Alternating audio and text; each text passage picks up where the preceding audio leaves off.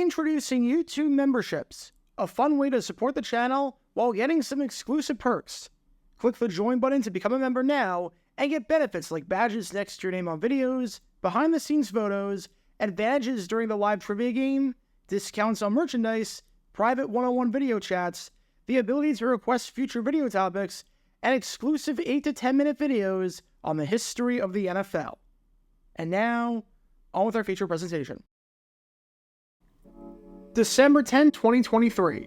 It's week 14 of the NFL season, and we've got an interconference battle on our hands in Las Vegas between the Las Vegas Raiders and the Minnesota Vikings. For the main team in our story, the Raiders, this game is absolutely critical if they want to have any shot at making it to the postseason. Vegas enters this game at 5-7 after 2 straight losses. If they win this one, they're only one game back of a playoff spot in the ultra-competitive AFC with 4 to play, so they have an outside chance, even with a relatively difficult schedule coming up. But if they lose this one, they fall to 5-8 and their season is dead in the water.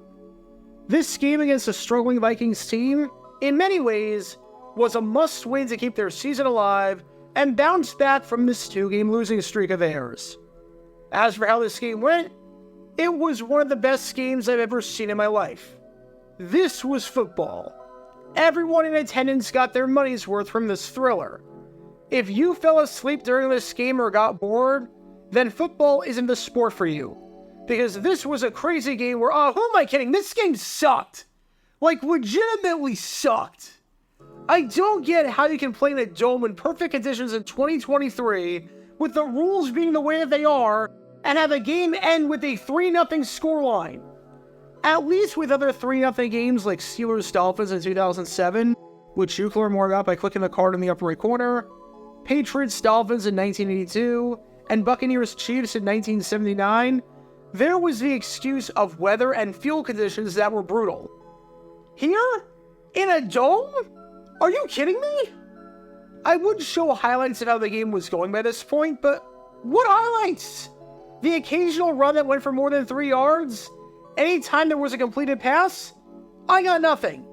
Anyone that willingly watched this game is entitled to financial compensation. That's how bad it was. Anyways, it looked like after 29 minutes that there finally might be some signs of life. With the score at 0-0 and 32 seconds left, the Raiders have 1 timeout and the ball at their own 22-yard line. If you get a first down, you legitimately have a chance to score and get some points on this drive, so long as you manage the clock properly. Aiden O'Connell proceeds to hit his tight end, the rookie Michael Mayer, for a gain of 14 yards over the middle. Just like that, with 25 seconds left, the Raiders have the ball at the 36-yard line.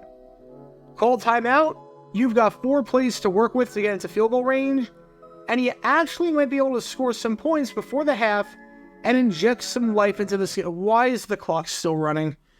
Holy cow, Raiders. Really? We're doing this again? Antonio Pierce, really? You asleep at the wheel? You have a chance to actually get points. You need plays. The clock is running out.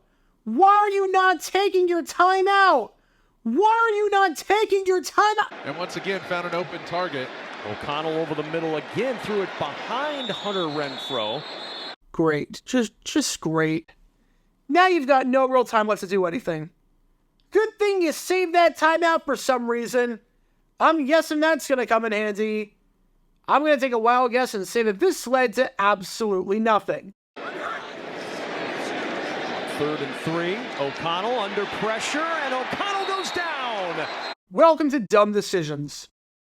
Before I break down what happened here, this whole series is about taking an in-depth look at decisions made during games that were clearly awful from the start. This isn't something to look bad in hindsight. Rather, this is something to look awful almost immediately. These are moves where your gut instinct tells you right away that there is no way this can possibly work.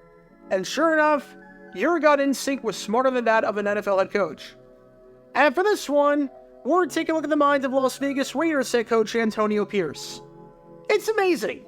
The Raiders fired McDaniels for all the dumb decisions he made and for his inability to properly manage the flow of the game, only for the interim coach to be just as bad. It's like they replaced Josh McDaniels with a nicer version of him. Now, has Pierce done anything egregious in the same vein as McDaniels kicking a field goal down by 8 points with 2 minutes left because he thought it was a 2-possession game? No. Although you can learn more about that by clicking the card in the upper right corner. But he has been just as bad, if not worse, at managing the clock and managing his timeouts, because the Raiders blew an opportunity to score in a big-time way. Even if the thought of someone actually scoring in this game felt like the thought of becoming a bigger celebrity and musician than Taylor Swift. Never gonna happen.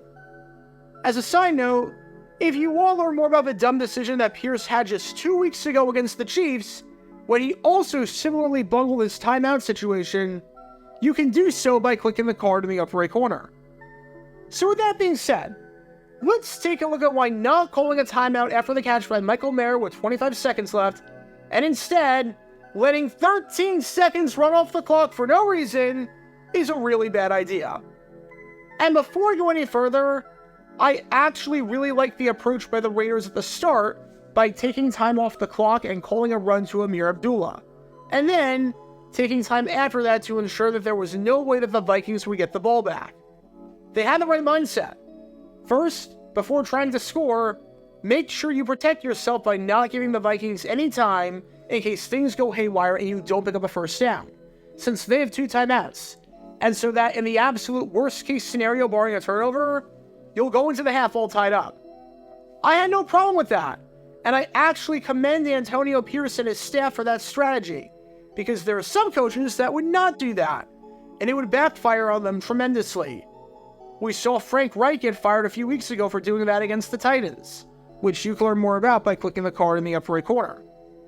But then, obviously, at some point, the mindset has to shift to, okay, we now have a chance to score. And you can tell that the mindset was shifting once that first down to Michael Mayer happened at the 36-yard line. By this point, there are 25 seconds left. The Vikings can't get the ball back with enough time to do anything. Even if 3 straight incompletions happen, you have to punt the ball. And by this point, at the 36-yard line, you realistically need to get about 20 yards before you can try a field goal. And I'd say 25 yards for a realistic field goal. That's absolutely doable. Maybe I shouldn't say that. I shouldn't say that getting any sort of yards whatsoever in a game that ended 3-0, and in a game that was 0-0 at this point is doable. But at the very least, it's within the realm of possibility. So the goal here is to maximize the number of plays possible. You want to give yourself as many chances to get to field goal range so you can give yourself the lead, or at least a chance at it, because a 3-0 lead might be insurmountable based on how this game was going. With that in mind, let's take a look at what happens if you take the timeout with 25 seconds left after Mayer gets down to the 36. A passing play in a spot like this takes, on average, 5 seconds. Now, you don't have any timeouts, but if you do have something over the middle of the field that gets you into field goal range, you can still throw that ball and have plenty of time to spike it. But ideally and realistically, you're trying plays to the sideline to stop the clock, knowing that anything that results in the receiver getting out of bounds or any incomplete pass stops that clock. 25 seconds left, and each play taking 5 seconds means that you have 4 plays to get 25 or so yards before the final play of the half, where you're trying a Hail Mary, or ideally, a field goal. 4 plays to work the sideline and get 25 yards, or the deep middle of the field. And that even applies if each play takes 6 seconds and takes a bit longer to develop.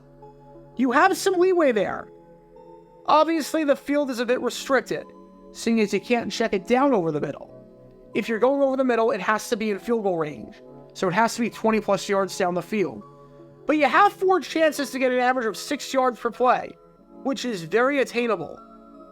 By not taking the timeout, though, and by letting it run down to 12 seconds like an idiot, you've just eliminated your chances of scoring severely. And that's kind of a big deal. Again, assume the average play takes 5 seconds. You have 2 plays to get 25 yards. That's it. Sure, you can technically check it down short over the middle of the field, but I'm not sure what that's going to do, seeing as if you do that, you only have 1 play as it is to do anything, so you're moving up maybe 5 or 7 yards and not doing a whole lot in the process. Anything over the middle of the field that's deep makes no difference compared to if you did that but had no timeouts, seeing as you'd have to stop the clock to kick the field goal on the next play anyways, as that would either come with a timeout or by spiking the ball. So what it boils down to is this. By not calling timeout, you limited your chances of scoring by half. Instead of having 4 plays to get 25 yards and get to field goal range, you now only have 2 plays. Instead of needing to average about 6 yards per play, you now need to average 13 yards per play. Why would you pick the option that reduces your opportunities to move the ball down the field while limiting the amount of time you have on the clock beats me? Because saving that timeout doesn't really do anything for you in that spot, especially since the field is not restricted in terms of where you can and can't throw. Seriously, what can you do with 12 seconds left in a timeout that you couldn't do with 25 seconds left? How does this play to your advantage? Throw a pass to the sideline? That stops the clock either way. Throw a pass deep? If it's caught, either way, you're going to have time to stop the clock and line up for the field goal. You sacrifice 2 extra plays, or maybe even 3 extra plays, for the chance to check it down over the middle, which wouldn't even get you enough yards to get into Hail Mary range. It's a ridiculous decision that shows that some coaches view having a timeout as a shield, when in reality, it is totally okay to use them before the final seconds of the half. In fact, in a spot like this, it's encouraged. The best chance you have at scoring is to maximize your chances at scoring. That's common sense. And having 4 plays to go 25 yards is a lot better than having 2 chances to go 25 yards. Even if you probably won't be able to call any 5-yard dump-offs that mean absolutely nothing in the grand scheme of things. No one asked Pierce about this in the post-game press conference, and I don't blame the reporters for not asking it. Simply because when a game ends 3-0, there are a lot more pressing things to ask about than timeout management at the end of the first half. But still, it's bizarre as to what exactly Pierce is doing with anything from a clock standpoint this season, because his interim stint with the Raiders thus far has shown that he is completely unqualified and incapable of managing a clock and his timeouts. And look, I had high hopes for Antonio Pierce as the interim head coach. I really did. He won his first 2 games. He had the whole team behind him. He wasn't Josh McDaniels. That's automatically a positive. Plus, when he was at Arizona State as the team's defensive coordinator, he seemed like the only competent coach there. He seemed like the only one that knew what he was doing. He masked a ton of flaws that Herm Edwards had with that program. But after the game between these 2 teams behind me right here, and after what he did against the Chiefs 2 weeks before that, I'm not so sure anymore. He's repeating the same mistakes over and over again, and that's not going to get it done. There's learning on the job, but you've got to learn from those mistakes, and clearly, Antonio Pierce is not with how he's bungled the end of the first half in 2 of his last 3 games. So what do we learn from all of this? If you have a timeout, don't be afraid to use it. Saving a timeout for the final play of the first half doesn't always make sense, and it definitely didn't here. If you have a chance to score, then set yourself up in the scenario that gives you the best chance to score. If option 1 gives you 4 chances to score, and option 2 gives you 2 chances to score, and both options pose the same risk and reward and whatnot, then pick the option that gives you more chances to score, especially when the game is tied. This game truly was ugly with a capital U, full of poor offense, poor play, and poor coaching. And this exhibit at the end of the first half was yet another example of that in what has been a terrible season for the Raiders. Meet the new boss, same as the old boss, I guess.